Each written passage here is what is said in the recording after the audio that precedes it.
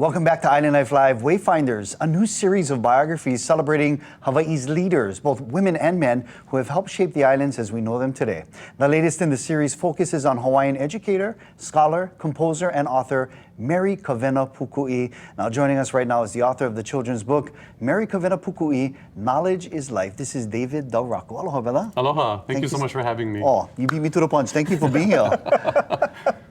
Aloha, David. Now, thank you for joining us. Can you tell us a little bit about yourself? Sure.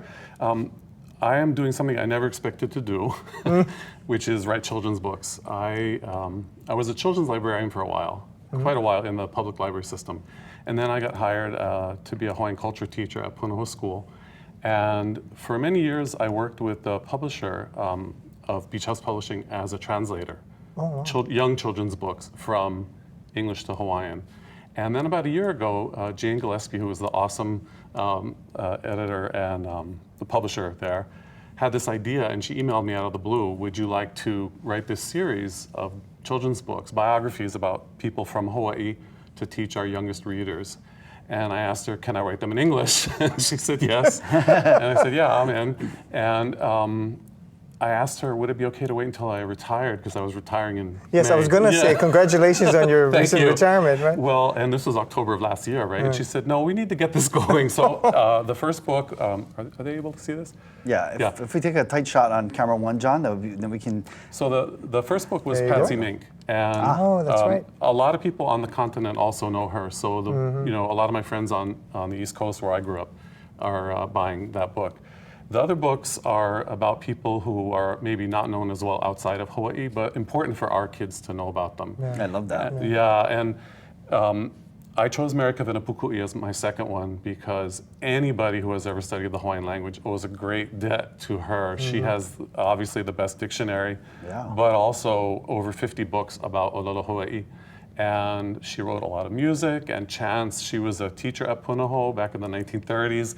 Our new learning commons is named after her. I was going to ask. Yeah, so that's exciting. High technology in that building too. Yeah, Amazing. It's a totally different world than what she grew up with. She also worked at Bishop Museum for a very long time. She worked at Kamehameha schools as well. But we owe so much to that woman. And nobody has done more for her, for the Hawaiian language and culture than her. Yeah, if she didn't have the foresight to put down the dictionary and put it in print, although she faced some opposition back then. Oh yes. But I mean, if she didn't have the foresight and just the backbone to do it, I mean, we wouldn't have that important resource today. Right, yeah. And I'm so thankful that you are actually kind of memorializing her in this children's book, because we got to teach our Kiki about how amazing, especially being this being Indigenous Peoples Day, how amazing our Kanaka and our people were and are. So this is super important. And I just wanted to circle back to a little bit about you, but you got your BA in Hawaiian language? Well, first Spanish. Spanish? Yeah. Okay. And I became a flight attendant.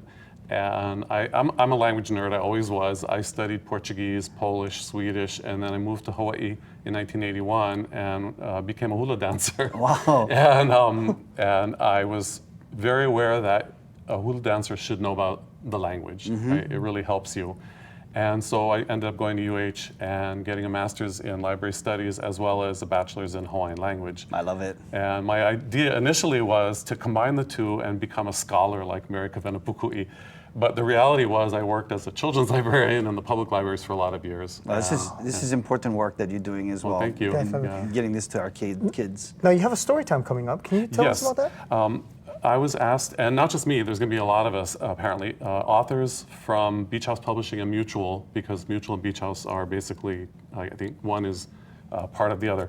And they asked several of us to be readers at Ala Moana, at the Barnes & Noble, and it's November 3rd, Sunday at 2 p.m.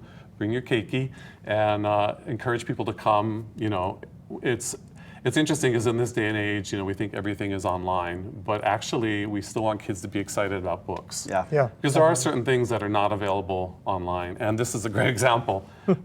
There's information about her, but not in book form. Well, again, thank you, David, for joining us and for doing this important work. We really appreciate it. November 3rd, Barnes & Noble, Ala Moana. 2 p.m. 2 p.m. We'll see you there. Thank We're you going so to take a quick break, and we'll be right back. You're watching Island Life Live.